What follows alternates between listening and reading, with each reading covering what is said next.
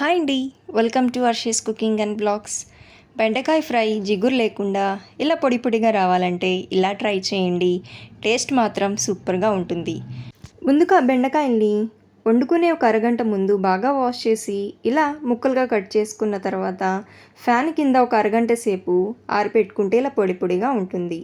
ఇప్పుడు స్టవ్ మీద కడాయి పెట్టుకొని 4 టేబుల్ స్పూన్ల నూనె వేసుకున్న తర్వాత ఎండుమిర్చి, తాలింపు దినుసులు, సన్నగా కట్ చేసుకున్న ఉల్లిపాయలు వేసి వేయించుకోవాలి.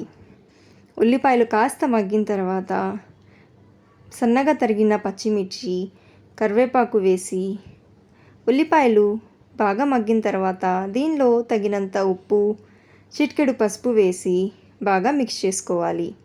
ఇప్పుడు దీంట్లో కట్ చేసుకున్న బెండకాయ ముక్కల్ని వేసి ముందుగా ఒక 5 నిమిషాలు మూత పెట్టేసి హై ఫ్లేమ్లో మగ్గనివ్వాలి.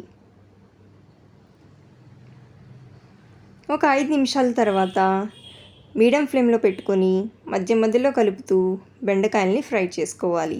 ఇప్పుడు దీంట్లో మంచి ఫ్లేవర్ కోసం ఈ కారాన్ని యాడ్ చేస్తున్నానండి. మరి దీనికోసం మిక్సీ జార్లో వేయించి పొట్టు తీసుకున్న వేరుశనగ గుళ్ళు, వెల్లుల్లి రెబ్బలు, 1 టేబుల్ స్పూన్ ధనియాలు, 1/2 టేబుల్ స్పూన్ జీలకర్ర, 2 టేబుల్ స్పూన్ల కారం వేసుకొని గ్రైండ్ చేసుకొని పెట్టుకోవాలి.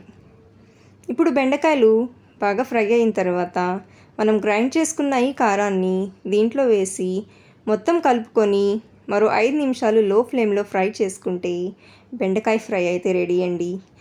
ఈ ఫ్రై రోటీలో కానీ రైస్లో కానీ కాంబినేషన్గా చాలా బాగుంటుందండి. తప్పకుండా ట్రై చేయండి. ఇష్టం లేని వాళ్ళు కూడా ఇష్టంగా తినేస్తారు.